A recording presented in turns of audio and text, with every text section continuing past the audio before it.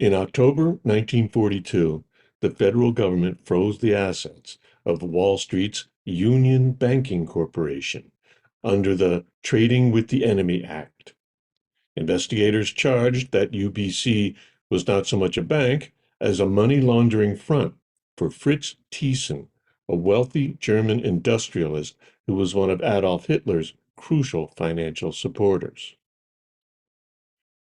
The seizing of the UBC funds was a relatively rare example of the government moving against Wall Street banks or giant corporations that traded with the enemy and played both sides in the war. The impulse to prosecute them as traitors for their financial dealings with the Nazis and Japanese was countered by a simple, inescapable reality. The U.S. needed their backing as well. After World War I, Wall Street's big banks invested heavily in Germany's recovery. As early as the Versailles Treaty negotiations, an American team led by Wall Streeters argued, without much success, against forcing Germany to pay the punitive reparations demanded by the other allies. In political and financial chaos, Germany was failing to keep up the payments within a year. And in 1923, France and Belgium occupied Germany's industrial roar as a way to extract the funds directly. Wall Street banks bailed Germany out with loans. New York bankers were also involved in setting up the Bank for International Settlements, the BIS, in Basel, Switzerland in 1930. The BIS was, and remains today, so low profile as to be nearly invisible, the Swiss bank to end all Swiss banks, without even a sign on its nondescript building in Basel. Its partners included the German Reichsbank, the Bank of England and other European central banks, Japan's central bank, and 3 J.P. Morgan banks. The purpose was to be a safe and discreet clearinghouse that would allow all those banks to continue doing business together, despite whatever their respective nations were doing, even if that included war. Via the BIS, the American and British bankers would maintain a mostly secret friendship with their Nazi and Japanese counterparts straight through World War II, while thousands of American and British men in uniform were being killed and maimed in the fight to defeat the Nazis and Japanese.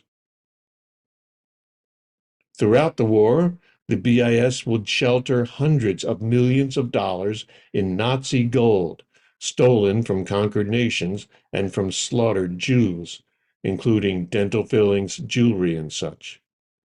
It also secretly facilitated exchanges between the Nazis and supposedly neutral nations like Sweden, which sold wartime Germany most of the iron ore for its steel in exchange for looted gold.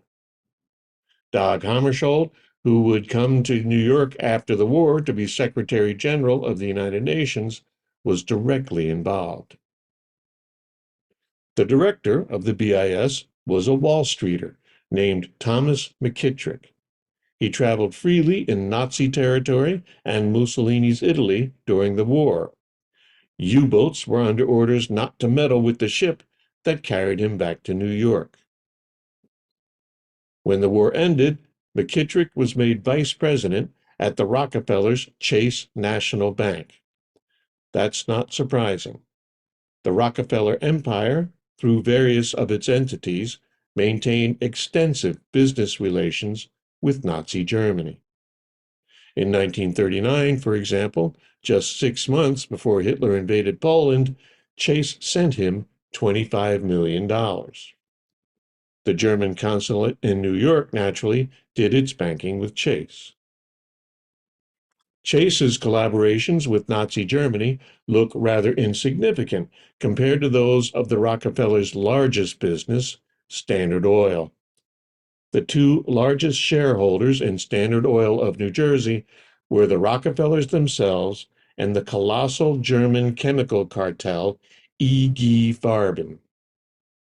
Along with Bayer Aspirin, Farben made explosives, armaments, and the Zyklon B that was used in the gas chambers. Farben established its first outpost in the U.S.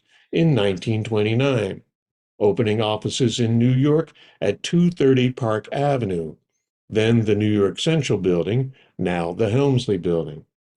Its board of directors included Edsel Ford, the president of Standard Oil, and the president of what we now know as Citibank. Farben also forged alliances with DuPont, Dow, Alcoa, and other American corporations. There was one substance Farben could not produce: high-octane leaded aviation fuel. Without this, the Luftwaffe would be grounded. Only 3 corporations in the world produced it. Luckily for the Nazis, all 3 of them had close relations with Farben.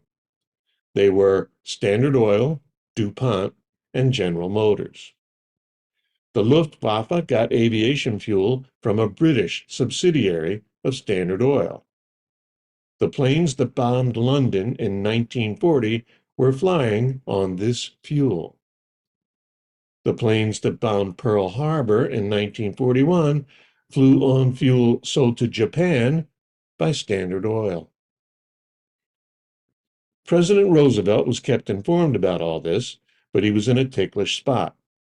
He needed the mighty Rockefellers and Standard Oil and the Wall Street bankers for his own war efforts.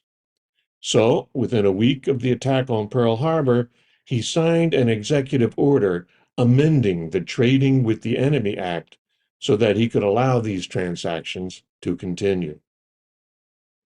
But Roosevelt had little control over a previously unremarkable Missouri Democrat, Senator Harry Truman. On his own initiative, in the spring of 1941, Truman formed the Senate Special Committee to investigate the National Defense Program. The committee probed waste, fraud, and other problems in the defense industry. In 1942, it turned its spotlight on Standard Oil. Truman told the press that Standard's activities amounted to treason.